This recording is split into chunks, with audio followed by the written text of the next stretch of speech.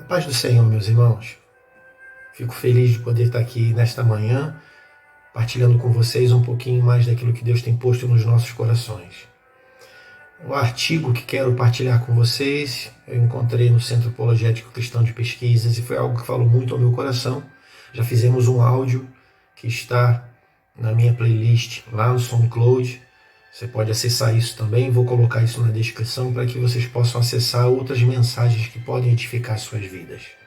O tema da mensagem de hoje é o altar consertado. E o texto base fica em 1 Reis, no capítulo 18, no verso 30, e diz assim: Então Elias disse a todo o povo: Chegai-vos a mim. E todo o povo se chegou a ele, e restaurou o altar do Senhor que estava quebrado. Nos dias do profeta Elias, os filhos de Israel haviam deixado de lado o concerto com Deus. O culto a Baal havia sido estabelecido e, seguindo as ordens do rei Acabe e da sua esposa Jezabel, eles derrubaram os altares do Senhor e mataram seus profetas ao fio da espada.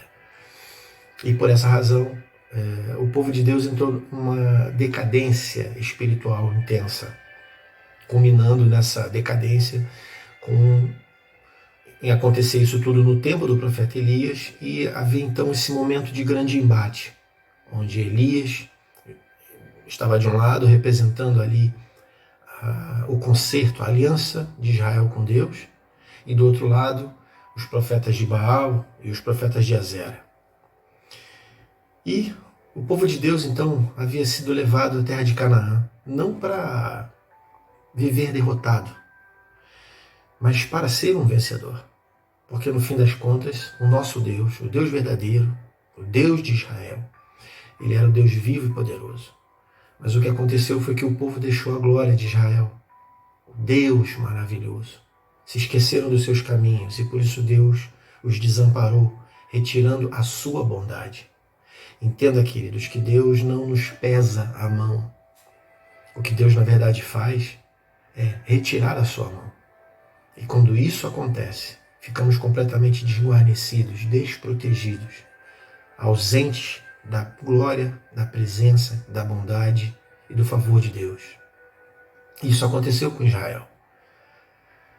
Em nossos dias também há muitos altares derrubados, onde falta adoração. E por causa desse abandono, a igreja sofre, a igreja geme, porque o povo voltou as costas a Deus. Ninguém cuida de consertar o altar. Em muitos lares cristãos, onde deveria haver um altar bem cuidado, só existem muitas das vezes pedras espalhadas, o que denuncia uma decadência espiritual.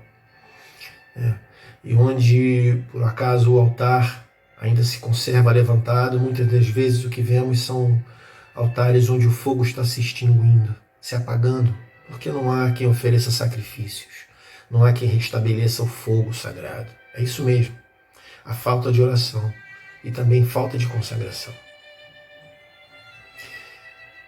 As respostas do mundo, tudo isso que nós vemos, as angústias, as aflições, tem muito a ver também com o estado da igreja de Jesus, porque ela é a autoridade divina para mudar os caminhos, as circunstâncias do mundo. Quando Elias convidou o povo para subir para o monte, para a grande disputa com os profetas de Baal, antes de tudo, antes de qualquer coisa, ele consertou o altar. O seu cuidado não foi observar se faltava alguma coisa, mas antes de tudo, antes de qualquer coisa, ele cuidou de consertar, de reparar o altar de Jeová.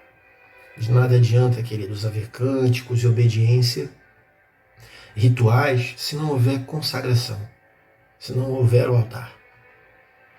Jesus falou que o que é mais importante? A oferta ou o altar que santifica a oferta? Não é verdade?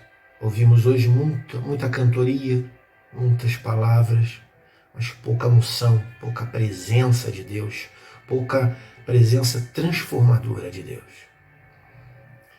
Então Elias inicia esse trabalho de reforma restaurando o altar em primeiro lugar. Ele sabia qual era a profunda significação das 12 pedras que ele colocou ali.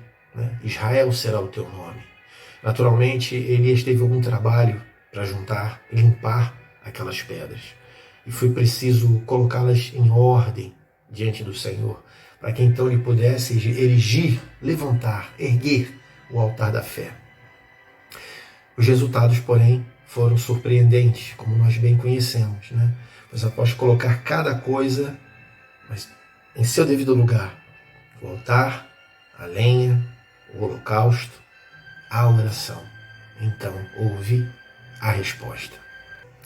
A fim de demonstrar aos presentes que Deus responde às orações daqueles que sinceramente o buscam, em Provérbios 8,17, Salomão fala: eu amo aos que me amam, diz o Senhor, e os que diligentemente me buscarem me encontrarão, com diligência, com empenho, com esforço.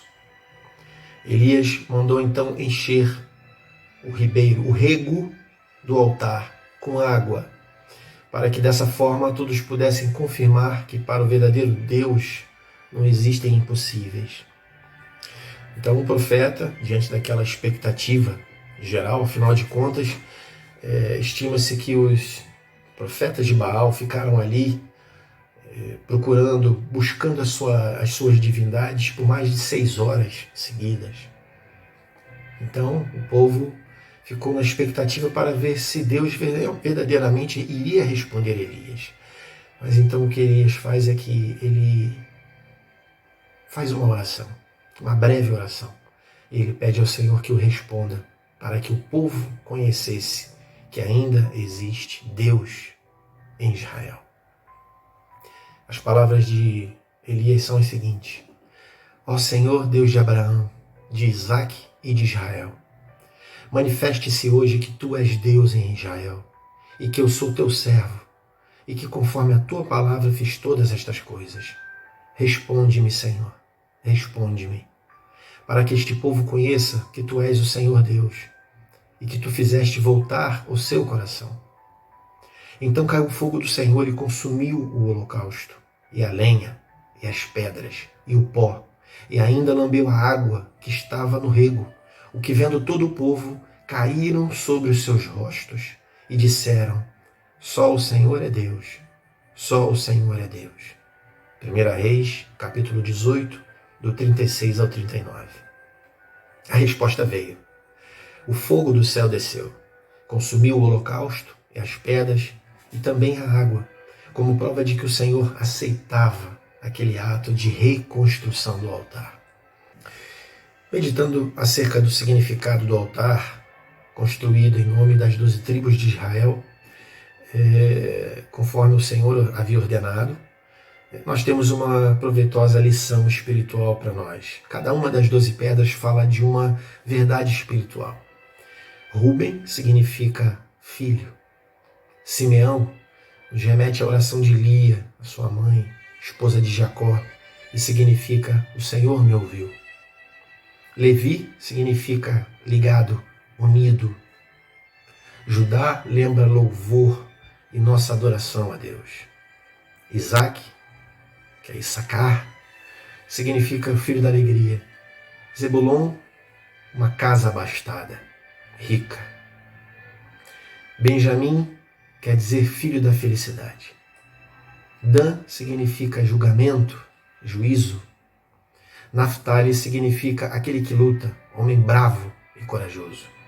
Gade significa afortunado. Aser significa bem-aventurado, bendito. José tomou 2 dos seus filhos, o qual fala da duplicidade de bênçãos, ou plenitude de bênçãos. Então hoje, nos nossos altares, não temos mais as 12 pedras representativas das 12 tribos de Israel, mas a pedra do fundamento dos apóstolos e do Cordeiro. Estamos firmados sobre a pedra angular, a rocha. O nosso altar apostólico e o fundamento espiritual da nossa fé estão postos em Cristo Jesus, o nosso Senhor. E se essas pedras divinas estiverem em nosso altar, na nossa vida, na devida ordem, certamente o fogo do Senhor cairá. E todos darão glórias a Deus. E por isso, queridos, nós devemos erguer altares ao Senhor na nossa família, na igreja, na nossa vida, nos nossos corações. Porque assim nós seremos ouvidos pelo Senhor e ouviremos também a sua voz. Altares trarão maior consagração, maior gozo das vidas, mais prazer no servir e a multiplicação dos valores espirituais entre o povo de Deus. Que o Senhor nos ajude a levantar altares e a conservá-los perfeitos, em serviço contínuo para a glória de Deus.